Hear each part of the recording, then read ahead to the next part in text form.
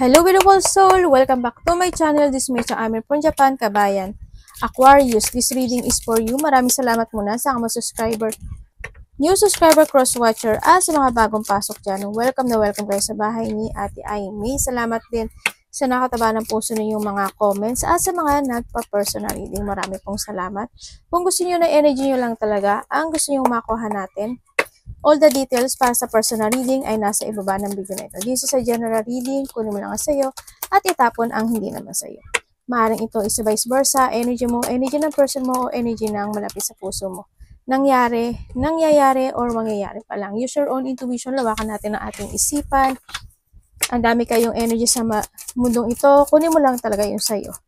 Energy reading tayo, anong man ang kasarian mo, anuman ang edad mo, energy reading tayo. Kayo pa rin makapagpapabago ng buhay nyo ha. Kaya this is only a guide. Para kay Aquarius please yun.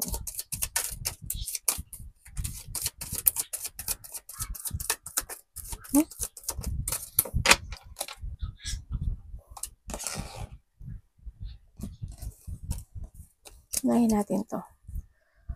Uy, merong a path with money is waiting for you to find it. Maaring may mga gagawin ka, no, or maaring tatahak ka ng isang destination na bago. Maaring for a business, maaring isang magandang path na ikaka-good ng iyong pamumuhay. Yan.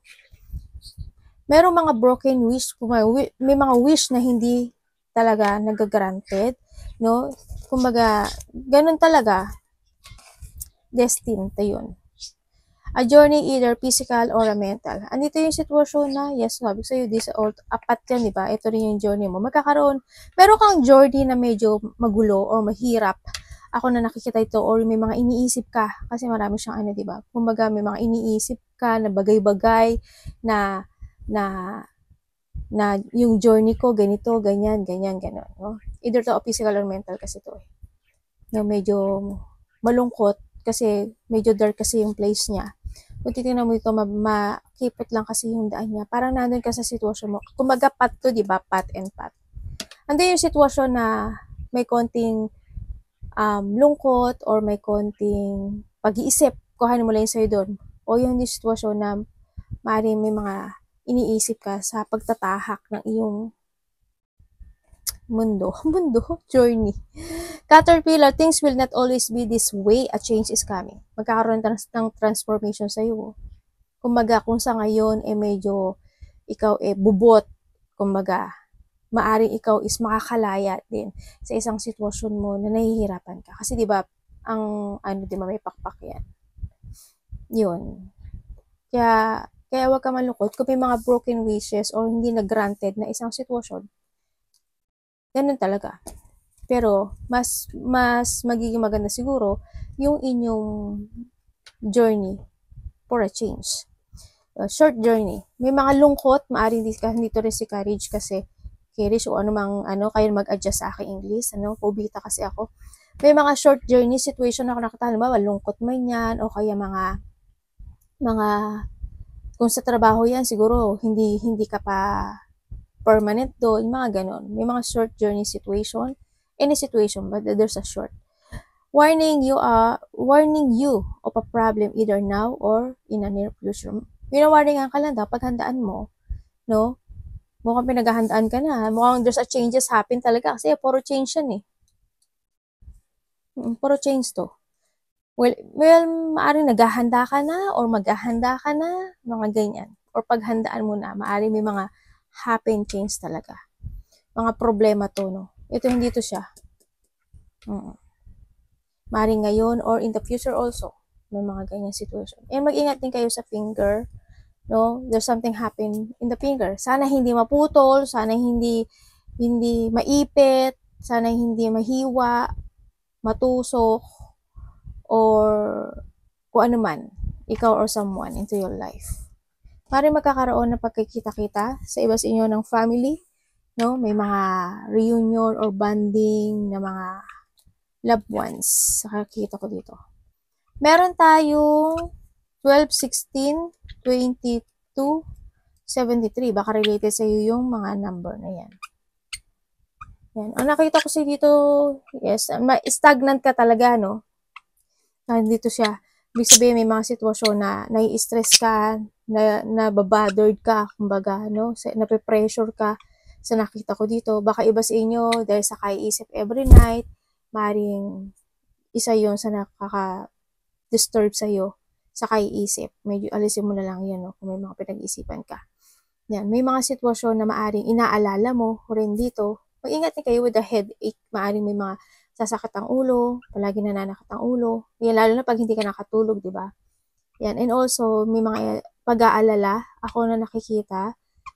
Siguro iba dito related to a family or to a relationship or mahal sa buhay. Yan, may mga pag-aalala na kasi hindi yung hindi yung pag-aaruga or pag-aalaga sa nakita ko dito. No, nag-aalala ka rin na ayaw mo silang masaktan, ganyan, ayaw mo silang, kung there's a journey or path na tatahakin mo, ayaw mo silang, kumbaga, stagnant ka doon, naiisip mo na, if ever, paano, if ever, ganyan. May mga pag-aalala, no, na situation na maaring related to a loved ones or to a family. Or sa mga, pwede rin siya sa pera mo, pwede rin siya sa trabaho mo or business mo, or sa iyong investment, if meron man, no, sa iba sa inyo. Yung mga stagnant kasi, mag-ingat kayo, no, kasi may mga accident talaga, tulad ng sabi ko kanina, di ba? Yan, maaring may madapa, masugatan, or there's a danger. Ingat lang naman to, may mga i-injure, kumbaga. Also, this is a pain situation kasi to, no? Yan, may mga painful situation na mararamdaman ka. Now, if you're starting a new beginning and you keep moving sa mga bagay o sa goal mo or mag-action ka, handin yung makakaramdam ka ng painful situation na maaring pag-iisipan mo muna siya maigi. Iba dito, there's a break. Siguro mag-vacation kayo or you want to rest, mga ganyan situation. May mga sitwasyon na pwede siyang mag-pause or for a wait a minute, may mga ganyan situation. Yung iba dito is may mga creativity ka, siguro because of the path and itong sitwasyon na to, and kunahan dito sa, kumaga may mga investment or may mga creativity ka na gagawin o umpisahan, ganyan, sa nakita ko dito. May mga sitwasyon also na maari din na makakarandam ka ng saya o sigla dito sa sitwasyon by the June. Hindi naman lahat is bad, pero magkakaroon ng pagbabago sa buhay mo. By June. Ano ba pwede ko malaman? May travel kayo?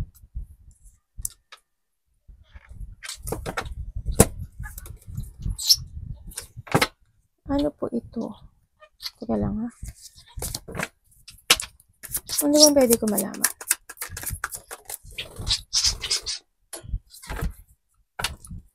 Ano pong ibig sabihin ni okay. Sabi dito, may darating na isang opportunity sa'yo, no? Dito, pero maguguluhan ka. Medyo mapag-iisip ka or maguguluhan ka. Yun ang nakikita ko dito. Nagkakaroon ka ng blockage kasi parang pag-iisipan mo pa siya dito. Any opportunity, halimbawa, may nangutang sa'yo, pag-iisipan mo siya na dapat ko ba siyang pautangin o hindi, ganyan. Tapos, halimbawa, merong change happen. Sabi ko sa'yo, may money pa, tsaka ito, diba? Maaring nahandito ka sa sitwasyon na magugulo yung utak mo, na maaring tatanggapin ko ba siya o hindi, gagawin ko ba o hindi. May mga ganun situation. Also, magkakaroon sa iba sa inyo ng mga rejection, ganyan. Magkakaroon ng mga sitwasyon na pwede yung ayawan o hindian, o pwede yung pag-isipan pa muna sa iba sa inyo. Sa iba naman sa inyo, is, ang nakikita ko dito, you are feeling stuck, no? Feeling stuck ka daw sa isang situation mo sa buhay mo, either sa family mo, sa relationship mo, o sa Kasi it's more in emotional. Or sa mga sitwasyon na gusto mong balansehin. Yun na nakikita ko to. Magiging moody ka rin daw. Siguro may mga moody situation happen when it come by June. Sa nakikita ko dito, yun. May mamumud ka. Or merong mamamanipulate ka ng situation. May blockage sa'yo eh. Maraming may mga bagay o sitwasyon na makakapagpigil sa'yo. Dito. Magkakaroon kayo malulostot ka dito. Parang mayroong mga sitwasyon na hindi siya totally stable dito. Yun nakikita ko. Hindi siya stable. Maaaring magkakaroon ng mga pagbabago dito. Ang nakita ko nga dito, may tatahakin kang ibang landas eh. Kasi andito rin si Magician, no? May tatahakin ka. There's a movement situation happen sa'yo.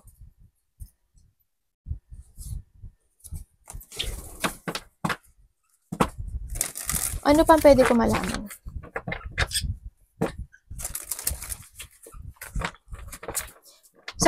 Sana hindi ganun kalaki yung dissatisfaction happen this June, no?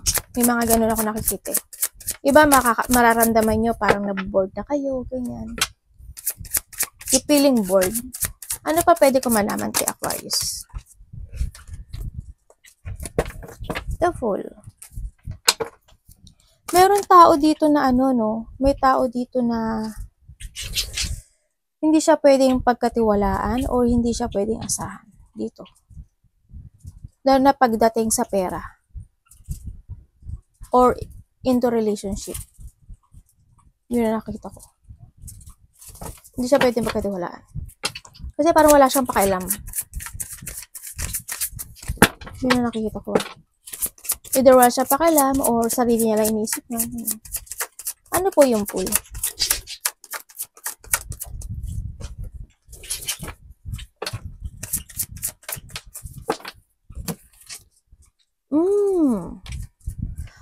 Okay. This June, ang nakikita ko sa'yo, may mga bagong kang kakausapin na mga tao, no? Or may mga kakausap sa'yo mga bagong tao. Ganyan. Siguro, pupunta ka sa isang place na matao kasi andito rin yung family. Yan, magkakaroon siguro ng mga travel or magkakaroon ng mga pakikipagsalamuha sa matao o sa mga tao, ganyan. May iba sa inyo, meron kayong makikilala, no? Na bagong tao, maaring sa iba sa inyo is a new love, maaring iba sa inyo is may mga bagong opportunity ka na, may mga instant opportunity, instant idea, ako nakikita na parating sa'yo dito. Siguro may mga sisimulan ka na, ganyan, na mga bagay-bagay sa nakita ko dito. Sa iba sa inyo, siguro you have a travel. Yan, o may mga lakad. Hindi man siya travel, pero may mga lakad. Kuhanin mo lang sa'yo doon.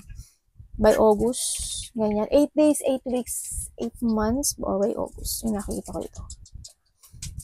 Yan, there's also a good news. Paari makaka-receive ka ng text message or communication or information na ikasisiya mo o masaya. Makakaramdam ka ng kasiyahan o happiness.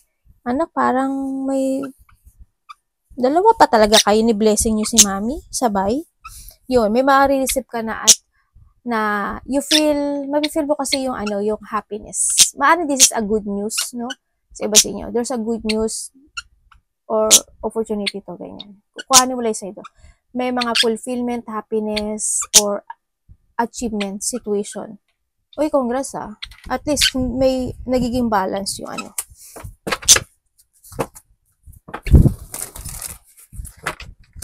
Tingnan pa natin.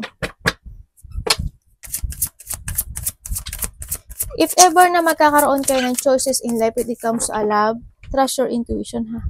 Anak ba dyan? Ano pang pwede kong malaman?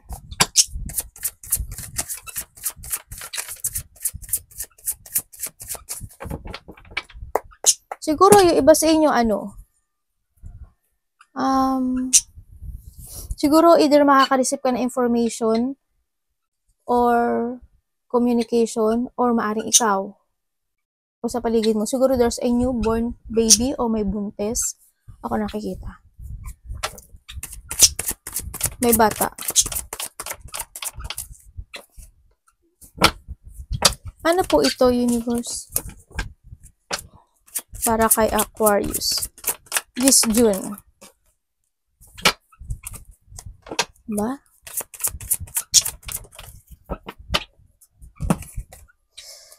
Okay. May mga sitwasyon na medyo magulo yung isipan mo, no? Kumbaga may mga iniisip ka every night. No? Sa nakita ko ito. Mga iniisip ka eh. Pero yung mga iniisip mo yun, nagpapakatatag ka. Pinipilit mo maging matigas or magpakatatag dito sa iniisip mo. May mga iniilusyon ka, medyo magulo yung isipan mo kasi andito ka sa Nine of Pentacles. Kumbaga, siguro may mga sitwasyon na mag-iisa ka kasi dito eh, sa nakikita ko dito eh. Maaaring iba si Joy single, no? May mga ilusyonin ka raw, may magiging emotional ka, and then also medyo magulo yung isip mo, may mga struggle or may mga situation na para may mga bagay o sitwasyon na hindi mo alam kung saan yung, andito siya si Manipat. May mga bagay o sitwasyon na hindi mo alam kung saan yung patutunguhan mo o tutunguhin mo. Yun na nakikita ko dito. Nagkakaroon ka ng two choices of life. Ganyan. Yung iba naman, may nakikita ko dito na taong walang pakialam sa'yo. Maaaring ikaw ito or someone na may taong walang pakialam sa'yo. Ang nakikita ko sa kanya, siguro may pagkasinungaling to. Maaaring itong tao to is nakaaway mo o hindi kayo nagkasundo nitong tao na to. Maaaring kapatid mo, also ka family member. Yan, nakita ko mayroong siyang pagsisinungaling. Or andun yung ayaw niya na pakailaman mo siya sa kanya mga ginagawa. Kumbaga, maaaring anak mo, ganyan, karelasyon, kasama sa trabaho. Ayaw niya, wag mo siyang pakailaman. Kumbaga, gagawin ko yung gusto ko. Yun, maaaring isa yun sa nakakapagbigay sa'yo ng emotions or makapagbigay sa'yo ng emotions. Yan, may mga bigla rin mangyayari o magaganap kasi. No? Sa nakita ko dito. Iba sa inyo is magtulog-tulog kayo, no? Kung medyo kulang kayo sa tulog, lalo na yung magiging moody-moody dyan. Sana hindi magkaroon ng mga tension, disagreement, mga magtataas ang ego, kasi may pataas ang ego, or may mga very defensive person. May mga struggle, agreement, ganyan. Or may mga tao na nagkakaroon ng galit o sama ng loob sa'yo, or maaaring ikaw ito, or ando yung situation na someone want to be alone. Ang nakikita ko dito. Yun. Universe, ano pa?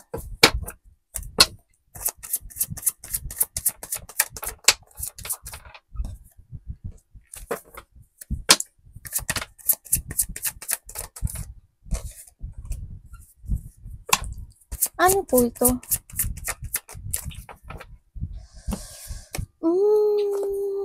May 3 of Swords ka. Baka may 3 of Swords. Ay, sabihin, magkakaroon ng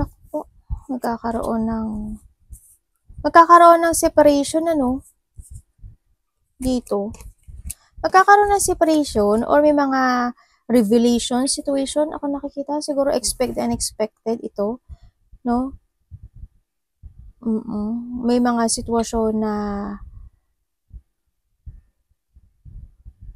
or maybe you're thinking. Sa iba kasi sa inyo is may mga iniisip kayo na natatakot kayo. What if? Mga ganong situation, ano? Ako nakikita.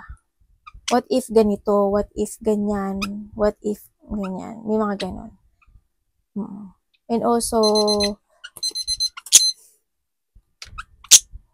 expect the unexpected. There's an unexpected blow of emotion, situation happen sa buhay mo. Siguro nagkaroon ng mga separation when it comes sa family, sa relationship, or in a work, no? Maaring nagkaroon na ng, halimbawa kung sa work ay may mga natanggal o umalis, nag-retire, o kaya naman is mga nagkaroon ng problema when it comes to money. Sa iba naman sa inyo, problema when it comes to a family or a situation na a trauma or there's a loss of situation. Maraming klase ang loss, no? Loss of money, loss of stability, loss of someone, mga ganyan.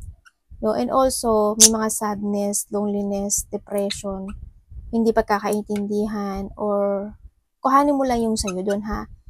Maaring disappointment, maaring gano'n, maaring makakausap ka, nakasamahan mo sa trabaho, kapamilya mo, na ma-disappoint ka sa kanya. Maaring hindi ka magkaintindihan at magkaroon ng konting conflict, di ba? Mga ganong sitwasyon. And also, ang nakikita ko rin sa'yo is may makikipag-communicate sa'yo. No? May makikipag-communicate sa'yo, sabihin ko meron tayong Pisces, Cancer, Scorpio, Aquarius, Gemini, Libra, Aries, Leo, Sagittarius. Yan, maaari may tao makikipag-communicate sa'yo or you communicate dito sa tao na to. Yung mga sinabi ko. Yun. May communication or may reconciliation situation. Ganon din yun. Reconciliation saka communication, isa lang yun. Diba? Or may binahan dito yung situation na sa iba sa inyo is may mga sitwasyon, you have an idea to pursue or hindi you will follow your heart to find peace. No, maaring may gusto ka ng aksyonan o may mga mangyaring changes happen into your life sa iba sa inyo. And dun sa point na yon, andito na talaga siya. Andun sa point na yon is you will find peace in your life. Ganyan. And maaring mag-iba sa inyo is just starting a new journey into your life. Tapos, okay, may mga iba sa inyo, you have an idea to pursue na may mga i-start na kayo ng new project, new creation, nakakaroon sa inyo ng mental clarity, ganyan, sa iba sa inyo kung ano yung mga sitwasyon na gusto nyo i-create, i-pursue, i-start, ganyan, or anything opportunity, mga ganyan sitwasyon. Magkakaroon ng changes happen. Andito si Caterpillar. Halimbawa, sa trabaho mo. Halimbawa, nasa number 1 position ka. Ano ba yung mas mataas? Hindi ko kasi alam eh. Halimbawa, hindi ka boss. Pero magkakaroon ka ng level up. Halimbawa, ganun. O kaya iba naman sa inyo is, magta-try kayo na another path into your life. Maaring bagong trabaho, bagong situation, bagong adventurous, doing a new passion, ganyan, sa iba sa inyo, or maaring mag-exercise na kayo, mag-walking na kayo, any situation na may mga gagawin kayo na bago, or magkakaroon sa inyo ng shifting into your life. Yun. Arigatou namaste, God bless.